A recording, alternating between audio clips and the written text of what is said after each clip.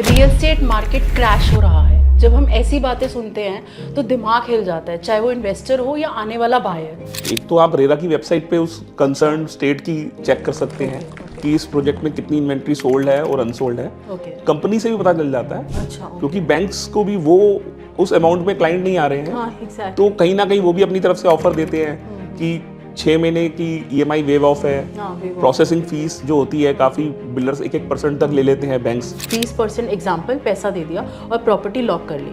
अब 2 साल तक उसका पोजेशन मिलेगा मेरे को। तो इस ड्यूरेशन में भी आपके एनालिसिस क्या कहते हैं कि कितना % प्रॉपर्टी का प्राइस बढ़ सकता है? ऐसा कभी नहीं हुआ कि एक आदमी ने एक्स रेट पे लिए थे और वो माइनस हो जाएगी। प्राइस मार्केट में कई बार स्लो हो जाते हैं, स्टिल हो जाते हैं, बट कभी भी प्रॉपर्टी प्राइस नेगेटिव नहीं जाते मार्केट में। रियल एस्टेट मार्केट क्रैश हो रहा है। जब हम ऐसी बातें सुनते हैं तो दिमाग हिल जाता है, चाहे वो इन्वेस्टर हो या आने वाला बायर। ब्रोशर जैसी चीज़ जब हम देखते हैं तो हमारे होश उड़ जाता है कि बिल्डर क्या क्या देने वाला है, पर हकीकत तो कुछ और ही होती है। ऐसे बहुत सारे कंसर्न रहते हैं, खासकर बायर्स को जो प्लान कर रहे हैं कि हम अपनी प्रॉपर्टी लेंगे, कि आज वो लें या ना लें, क्योंकि पूरा मार्केट हम ये समझ रहे हैं रियल एस्टेट मार्केट क्रैश हो रहा है। प्राइजेज या तो हाई जा रहे हैं, नीचे नहीं आ रहे, मतलब कुछ भी समझ नहीं आ रहा है। इसके लिए भी इनवाइट कपिल माखीजानी, जो कि एक हमें अच्छी एडवाइस देंगे एक्चुअली ये राइट टाइम है या नहीं है। ऐसी बहुत सारे आपके भी कंसर्न होंगे, आप भी रोज़ सोचते होंगे मुझे यार आज प्रॉपर्टी लेनी है, अपनी फैमिली से डिस्कस करते होंगे पर मैं लूँ या ना लूँ, और कहाँ लूँ, कहाँ मैं मेरा पैसा सिक्योर्ड रहेगा। तो ऐसे बहुत सारे कंसर्न्स हैं, आज उन्हीं को हम डिस्कस करेंगे। So please stay tune with us. Hello Kapil ji. Hi. जैसे मेरी ओपनिंग ही ऐसी थी कि मार्केट क्रैश हो रहा है, रियल एस्टेट मार्केट, तो आप क्या लगता है आपको ये सच है? नहीं, आई विल करेक्ट यू कि मार्केट क्रैश कहीं से भी नहीं हो रहा। मार्केट थोड़ा स्लो है इस वक्त, और ये एक प्रोसेस है। एक जैसे एक सर्कल होता है, तो प्रॉपर्टी मार्केट भी एक सर्कल है। तो आप देखेंगे फॉर लास्ट 5-6 ईयर्स बहुत ही बढ़िया जा रहा था ये। हाँ, आप काफी देखेंगे prices जैसे भी- पेंडेमिक के टाइम से अगर हम फॉलो करें तो प्राइस सिर्फ हाइक ही हाइक हो रहे थे, 3 टाइम्स 4 टाइम्स, इनफैक्ट इन 5-6 सालों में प्राइसेस 5-6 टाइम्स हो गए हैं। तो ऑब्वियस है सर, मैं बता रहा हूँ आपको कि वो ऑब्वियस है कि जो मार्केट है वो ग्राफ है, तो वो ग्राफ का स्लो होना इट्स क्वाइट ऑब्वियस। तो मैं तो ये कहूँगा कि जो मार्केट इस वक्त स्लो है तो it's a very big benefit for the end user. क्योंकि नॉर्मली जैसे आप देखें, अगर प्रॉपर्टी की बात करते हैं हम, तो प्रॉपर्टी हमेशा कहते हैं बायर्स मार्केट। हाँ बिल्कुल, ये भी एक मेरा कंसर्न है कि कहते बायर्स, पर मुझे तो इन्वेस्टर मार्केट ज़्यादा लगती है। बिल्कुल ठीक कह रहे हैं कि हमारे यहाँ पे ये 100% इन्वेस्टर ड्रिवन मार्केट होती है। बिल्कुल, हाँ। कि इन्वेस्टर्स आते हैं इनिशियली प्रॉपर्टी में और वो ग्रैब कर लेते हैं अपॉर्चुनिटी को, और फिर वो प्रीमियम प्राइसेस पे बेचते हैं। एग्जैक्टली। तो जब ये मार्केट प्रॉपर्टी स्लो होती है, प्रॉपर्टी प्राइस स्लो होता है, मार्केट स्लो होती है, तब ये इन्वेस्टर्स कहीं ना कहीं पैनिक में आ जाते हैं। तो उस पैनिक का फायदा अल्टीमेटली जो बायर है, जो अल्टीमेट एंड यूजर है, उसको बहुत अच्छा फायदा होता है। तो ये अपॉर्चुनिटी तो आई मस्ट से कि दोनों हाथों से ग्रैब करनी चाहिए एंड यूजर को। तो इट्स नॉट अ क्रैश, जब मैं अगेन कहना चाहूंगा कि it's a buying opportunity I must say. जो एंड यूजर है, जिसने अपना सपनों का महल आखिर आशियाना बनाना है, उसके लिए परफेक्ट टाइमिंग है। नहीं ठीक है, मे बी मेरा क्रैश वर्ड जो है आपके लिए ठीक नहीं होगा, पर हमारी ऑडियंस रिलेट कर पाएगी। अब कोई भी प्रोजेक्ट आता है, हम देखते हैं कि मोर देन 50% जो है प्रॉपर्टी उसमें इन्वेस्टर्स ने ली हुई है, तब भी जो होता है सोल्ड आउट बोल देता है बिल्डर, और कुछ ही यूनिट्स बचती हैं। अब कोई कीन बायर है, उसको वहाँ प्रॉपर्टी लेनी है, तो उसके लिए एक तो यूनिट्स लिमिटेड हो गई क्योंकि इन्वेस्टर्स ने फ्रीज कर ली, या फिर उसको हाई प्राइस पे मिलेगी। तो उस चीज़ से कैसे बचे, क्योंकि इन्वेस्टर्स को तो आप रोक नहीं सकते। अब एक जो एंड यूज़र होता है ना, उस अब वो जो मार्केट जाता है उसको बड़ा कंसर्न रहता है कि मैं कोई जिस प्राइस पे प्रॉपर्टी ले रहा हूँ वो बिल्डर से लूँ या कोई इन्वेस्टर से लूँ, क्योंकि हमेशा वो फ़ायदा देखना चाहता है, मुझे कहाँ प्राइस जो है कम मिलेगा। तो आपकी क्या एडवाइस है कि किससे उसको प्रॉपर्टी परचेज़ करनी चाहिए?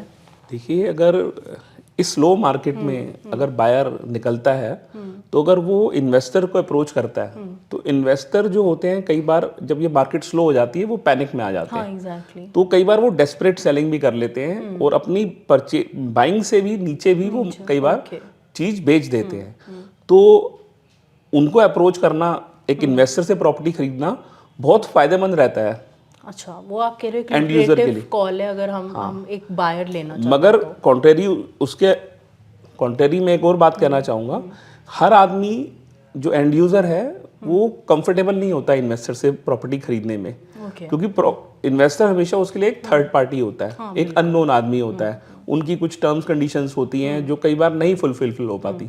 मगर जब वही एंड यूज़र किसी कंपनी को अप्रोच करता है उसकी अनसोल्ड स्टॉक के लिए, तो वो कंपनी से जब इस स्लो मार्केट में काफ़ी अच्छा नेगोशिएट कर सकता है। अच्छा, तो बहुत अच्छी डील्स वो एक बीइंग एंड यूजर कंपनी से भी ग्रैब कर सकता है, क्योंकि अच्छा, जैसे आप कह रहे हो कि हम बिल्डर से अप्रोच करें, पर सॉरी टू से हमारे बिल्डर्स तो इतने स्टबर्न होते हैं, कहाँ वो डिस्काउंट देते हैं। तो आप कोई वे आउट बताएं हमारे बायर्स को कि वो वहाँ से नेगोशिएशन का एक जो स्कोप है वो बन सकता है। तो कोई पॉइंट्स हैं ऐसे? देखिए, एक इसके लिए सबसे बढ़िया पॉइंट मैं बताऊंगा, जो भी रेडी टू मूव प्रॉपर्टीज हैं अच्छा, ओके। उसमें अगर कोई अनसोल्ड इन्वेंट्री बिल्डर के पास है, से अगर 70% स्टॉक वो बेच चुका है और 30% इन्वेंट्री लेफ्ट है, तो बिल्डर के लिए क्या प्रॉब्लम है कि वो जल्द से जल्द उस प्रॉपर्टी से छुटकारा पाना चाहता है, क्योंकि उसकी उस पे मेंटेनेंस भी शुरू हो चुकी होती है और उसका उस प्रोजेक्ट से इंटरेस्ट खत्म हो चुका होता है। तो न्यू प्रोजेक्ट कहीं ना कहीं वो पैसा, वो अनसोल्ड इन्वेंट्री बेच के वो पैसा अपने नए प्रोजेक्ट में लगाना चाहता है। तो कई बार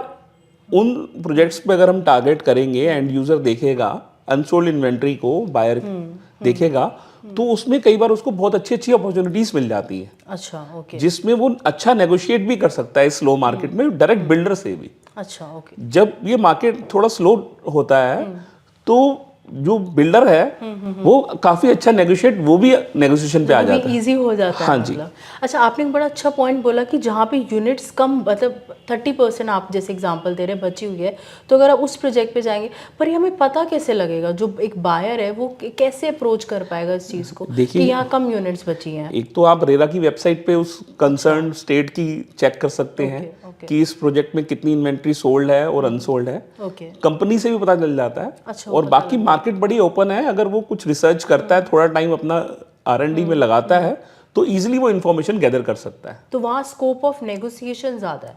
देखिए, मैं कहूँगा कि स्लो मार्केट में बायर के लिए दोनों हाथों में लड्डू है। अच्छा। कि वो एंड इन्वेस्टर से भी नेगोशिएशन करता है, कोई चीज़ उसको इन्वेस्टर से मिलती है तो वो इन्वेस्टर से भी ले सकता है, और दूसरे हाथों अगर वो इन्वेस्टर से नेगोशिएट करके बिल्डर पे आता है, वो बिल्डर से भी एक अच्छी डील क्रैप कर सकता है। अच्छा, बिल्डर से भी कोई तो अप्रोच होगी ना कि ओवरऑल कॉस्टिंग में कहीं कुछ एरियाज होंगे जिसमें वो नेगोशिएट या फिर वैल्यू कम करा सकता है, कुछ ऐसे एरियाज हैं?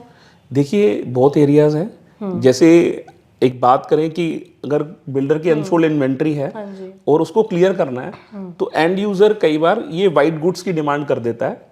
आजकल मतलब कि फुली लोडेड जैसे अपार्टमेंट होते हैं जिसमें वार्डरोब, किचन फुली लोडेड, ऐसी बहुत सारी ऑप्शंस आती हैं।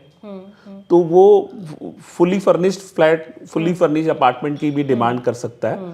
तो वो काफ़ी अच्छी अपॉर्चुनिटी ग्रैब कर लेता है, नेगोशिएट कर लेता है। जैसे पार्किंग्स हैं, अगर किसी से 3 बेडरूम के साथ 2 पार्किंग बिल्डर दे रहा है, अगर वो नेगोशिएशन पे आता है तो पार्किंग एक बढ़ा भी सकता है। अच्छा, ओके। कुछ PLCs वगैरह जो होती हैं फ्रंट फेसिंग या पार्क फेसिंग की, वो उनको वेव भी करा सकता है। तो ऐसी बहुत सारी नेगोशिएशंस होती हैं जो वो बिल्डर से उसकी अनसोल्ड इन्वेंट्री से ग्रैब कर सकता है। तो इसमें भी अगर क्या पता है इस केस में वो इन्वेस्टर से ले तो और नेगोशिएशन हो सकता है। देखिए, बिल्कुल आप बिल्कुल ठीक कह रहे हैं, इन्वेस्टर से वो ले सकता है, मगर इन्वेस्टर से वो वही चीज़ ले सकता है जो इन्वेस्टर ने वो पर्टिकुलर यूनिट बिल्डर से ली हुई है। ओके। तो वो उसकी वहाँ चॉइस लिमिटेशन हो जाती है। ओके। बट अगर वो डायरेक्ट बिल्डर से लेता है तो उसके पास अनलिमिटेड चॉइस रह जाती है। अच्छा, आज भी जब हम गुड़गांव की गलियों में निकलते हैं तो हम देखते हैं कि जो बिल्डिंग्स है, कहने को जो बिल्डर है वो ये कहता है कि 80% to 90% सोल्ड आउट है, तब भी सिर्फ 10% ही घरों में लाइटें जली होती हैं। तो बड़ी हंसी भी आती है हमें ये देख के, कहने को तो आप सोल्ड आउट बोल रहे हो पर यहाँ कोई रह तो रहा नहीं है। तो क्या रियलिटी है ऐसे घरों की? देखिए, रियलिटी ये है कि जैसे हमारी पहले ही बात हो रही है कि मार्केट इन्वेस्टर ड्रिवन है, तो हर प्रोजेक्ट में इनिशियली 20-30% यूनिट्स तो पहले इन्वेस्टर ग्रैब कर लेते हैं। अच्छा, ओके। उसके बाद जैसे दिल्ली NCR के मार्केट में हमारे एनआरआईज का काफ़ी झुकाव रहता है। ओके। तो एनआरआईज भी ये गुड़गांवा में या नोएडा में प्रॉपर्टी लेना एक सेफ इन्वेस्टमेंट, एक रेप्यूटेड बिल्डर से सेफ इन्वेस्टमेंट प्रेफर करते हैं। तो हमेशा आप कोई भी बिल्डर्स देखेंगे उसमें चाहे वो 100% ऑक्यूपाइड भी होगा, ओके। बट कम से कम 20-30% हमेशा वैकेंट रहेंगे, अच्छा। ओके। क्योंकि कहीं ना कहीं उसमें इन्वेस्टर्स के अपार्टमेंट्स होंगे, कहीं ना कहीं वो एनआरआईज के होंगे। तो आप बिल्कुल ठीक कह रहे हैं कि सोल्ड आउट का बोर्ड लगा है और 25% लाइट्स चली हैं, तो ये क्वाइट नॉर्मल चीज़ है। अच्छा, जैसे कि हमें पता है मार्केट तो स्लो चल ही रही है, मतलब इन्वेस्टर्स तो हैं ही, लेकिन बायर्स आज इसी इंतजार में बैठे कि मैं प्रॉपर्टी लूं या नहीं लूं। वो सोच रहे हैं कि कब प्रॉपर्टी का प्राइस कम होगा तब मैं जाके प्रॉपर्टी लूँगा। पर इस टाइम पे अगर उसको प्लान आउट करना है तो कुछ ऐसे वेज है जहाँ से वो और फ़ायदा उठा सकता है, लोन में या किसी और चीज़ में, आप बताएं। बड़ा अच्छा क्वेश्चन है आपका। जैसे आपने बात करी लोन की, तो इस वक्त जो आरबीआई की पॉलिसी चल रही है, जो रेट्स ऑफ इंटरेस्ट चल रहा है, वो भी बड़ा फेवरेबल है।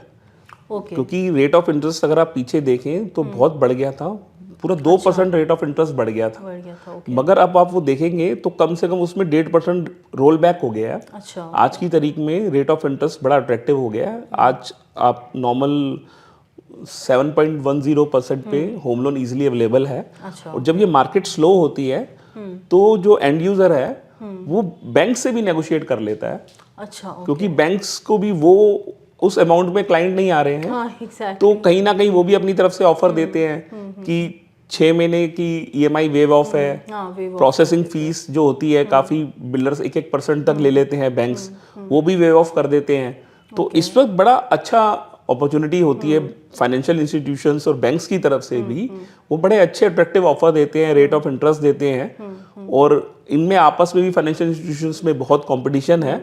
तो ये एक बड़ी अच्छी अपॉर्चुनिटी बन जाती है एंड यूजर के लिए कि बैंक्स की और ये लोन फैसिलिटी अवेल करके एक अपना सपनों का आशियाना बनाना ले सकते हैं। बिल्कुल। अच्छा, पेमेंट प्लान में भी ठीक है, बिल्डर एक फिक्स अपना पेमेंट प्लान आपके बायर के सामने रखता है, बट उसमें भी वो फ्लेक्सिबल होता है, क्या मल्टीपल एक पेमेंट प्लान लॉन्च करता है अकॉर्डिंग टू द नीड? बिल्कुल ठीक कह रहे हैं। अगेन मैं यही कहना चाहूँगा कि जैसे जो एंड यूज़र है, अगर वो रेडी टू मूव प्रॉपर्टी ले रहा है, अच्छा। ओके। तो उसमें भी उसको टाइम पीरियड मिल जाता है। अच्छा। ओके।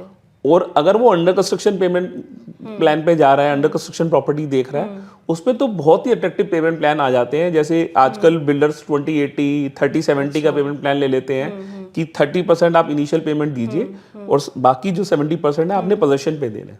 अच्छा। ओके। तो इस अपॉर्चुनिटी को ग्रैब करके आप एक अपना बहुत अच्छा फायदा कर सकते हैं।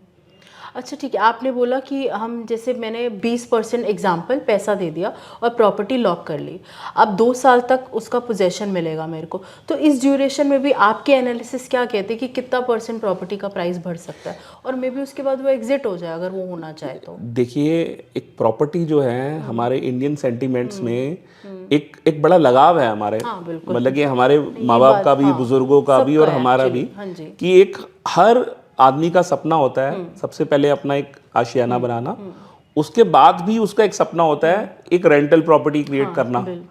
तो ये इमोशन हिंदुस्तानियों का, हमारे बहुत बढ़िया इमोशन है, क्योंकि जो भी हम एसेट क्रिएट करते हैं, अपना पैसा गाड़े खून कमाई का जो जोड़ के, वो कहीं ना कहीं हमें लॉन्ग टर्म में फायदा ही देता है। एक प्रॉपर्टी से हमारा एक ऐसा इमोशनल लगाव है कि हर इंडियन की मेंटेलिटी है कहीं ना कहीं कि वो एक प्रॉपर्टी जरूर लेना चाहता है। तो अगर आप प्रॉपर्टी लॉन्ग टर्म में अगर सोचेंगे तो कभी भी स्लो नहीं है। प्रॉपर्टी लेंगे, अगर आपके पास होल्डिंग पावर है से 2 इयर्स, 3 इयर्स, 5 इयर्स, 7 इयर्स, तो अल्टीमेटली वो अप्रिशिएट ही होगी। और मैं जैसे कहना चाहूँगा, जिस तरह से हमारा देश का इंफ्रास्ट्रक्चर बेटर होता जा रहा है, तो ना सिर्फ Delhi NCR, in fact tier 2, tier 3 cities में भी आप देखेंगे तो ग्रोथ जो है बहुत फिनोमिनल है। हाँ, उस पर भी मेरे को आना था, क्योंकि हमारे बहुत सारे से बाहर से जिनका कंसर्न है कि यहाँ पे प्रॉपर्टी जो है, अब जो प्राइसिंग है वो बड़ी फ्रीज हो गए हैं, they are not very comfortable buying there. तो और ऐसे एरियाज आप बताएं जहाँ पे स्कोप ऑफ इन्वेस्टमेंट ज़्यादा है, प्राइस वाइज और लाइफस्टाइल वाइज भी, तो आप बताएं थोड़े से एरियाज। देखिए, आप अगर देखें आज पूरे हिंदुस्तान में अनलिमिटेड अपॉर्चुनिटीज़ हैं। हाँ, तो पहले अगर आप देखते थे तो सिर्फ गुड़गांवा का नाम आता था। आज पुणे, हैदराबाद, इनफैक्ट जो हैदराबाद मैं कहूँगा वो जो मेट्रोपॉलिटन सिटीज़ हैं, दिल्ली, मुंबई, बेंगलोर, कलकत्ता से भी ज़्यादा ग्रोथ कर रहा है। अच्छा। तो वैसे ही ना सिर्फ हैदराबाद, इनफैक्ट जो छोटे छोटे शहर हैं, अगर आप मध्य प्रदेश की भी बात करें तो उज्जैन जैसा शहर, इंदौर जैसा शहर, अच्छा। पुणे तो ऑब्वियसली एक बहुत बड़ा नाम हो गया आज की तारीख में। तो हिंदुस्तान में अनलिमिटेड ग्रोथ की अपॉर्चुनिटीज़ हैं इस वक्त, और चारों तरफ से अच्छा इंफ्रास्ट्रक्चर होने की वजह से बहुत अच्छी अपॉर्चुनिटीज़ आ रही हैं।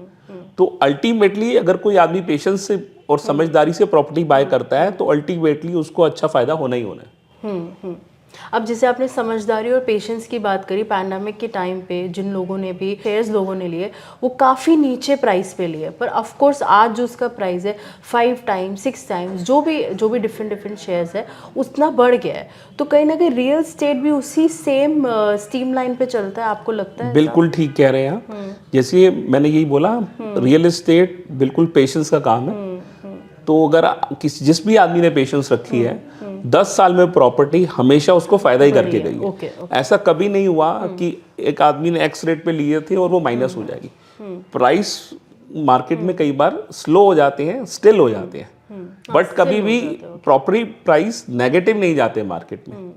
तो अगर आपका हॉरिजॉन 10 साल का है से, तो वो प्रॉपर्टी हमेशा आपको अच्छा फायदा ही देके जाएगी। मैंने कभी अपनी लाइफ टाइम में नहीं देखा कि दिल्ली की प्रॉपर्टी एक्स रेट पे थी, अब एक्स माइनस हो गई। वो कभी भी मार्केट स्लो होती है तो वो साल 2 साल 3 साल के लिए रेट स्टिल हो जाता है। तो इससे बढ़िया गारंटी क्या होगी प्रॉपर्टी की आपको, कि आपकी कभी भी कैपिटल इरोड नहीं होगी। That's very important. क्योंकि एक आदमी को सबसे प्यारा अपना प्रिंसिपल होता है। तो ये शेयर मार्केट की तरह नहीं है कि आज आपका रेट 100 का 400 हो गया, आज 100 का 50 रह गया। तो कहीं ना कहीं आपका जो कैपिटल है वो प्रोटेक्ट रहता है हमेशा रियल एस्टेट में। तो कभी भी आप प्रॉपर्टी में इन्वेस्ट करेंगे लॉन्ग टर्म के हॉरिजॉन से, तो हमेशा फायदे में रहेंगे। अच्छा, जो आपने बात करी पेशेंस की, लॉन्ग टर्म की, तो just because market is so stagnant हम बोल रहे हैं, तो ये फ्लिपर्स के लिए नहीं है कि मैंने आज कहीं इन्वेस्ट करा और मेरे को 1 साल बाद उसको बेचना है क्योंकि कुछ और लेना है, तो उस केस में तो वो रिस्की है ना। तो फ्लिपर्स के लिए मतलब शॉर्ट टर्म बेसिकली देखिए, सॉरी टू से, प्रॉपर्टी मैं अगेन कहूँगा कि लॉन्ग टर्म हॉरिजॉन होना चाहिए, लॉन्ग टर्म इन्वेस्टर होना चाहिए। शॉर्ट टर्म शेयर मार्केट की तरह आपको इसको नहीं लेना चाहिए। और हम शेयर मार्केट का भी लाइव एग्जांपल देखते हैं कि 100 में से 98 जो इन्वेस्टर होते हैं मनी लूज करते हैं। वेयर एज अगर आप प्रॉपर्टी में देखेंगे तो प्रॉपर्टी में प्राइस स्टिल हो जाते हैं, कभी भी माइनस में नहीं रहते। तो अगर कोई इन्वेस्टर लॉन्ग टर्म के इन्वेस्ट करता है तो वो हमेशा ही फायदे में रहता है। तो कपिल जी, थैंक यू। आप जब भी हर बार आते हैं, हम हमारे जो भी व्यूअर्स हैं उनको बहुत पसंद आता है, क्योंकि आप अनबायस्ड होकर चीज़ों को बताते हैं कि माना अभी पूरी जो मार्केट है स्टेगनेंट है, जो बायर है वो वेट कर रहा है कि कब प्राइस डाउन जाएगा, लेकिन ऐसी सिचुएशन में भी वो कैसे अपना फ़ायदा ले सकता है, चाहे वो बिल्डर के थ्रू लेना हो या इन्वेस्टर के थ्रू लेना हो। तो आपने बहुत अच्छा गाइड किया। Thank you Ekta ji.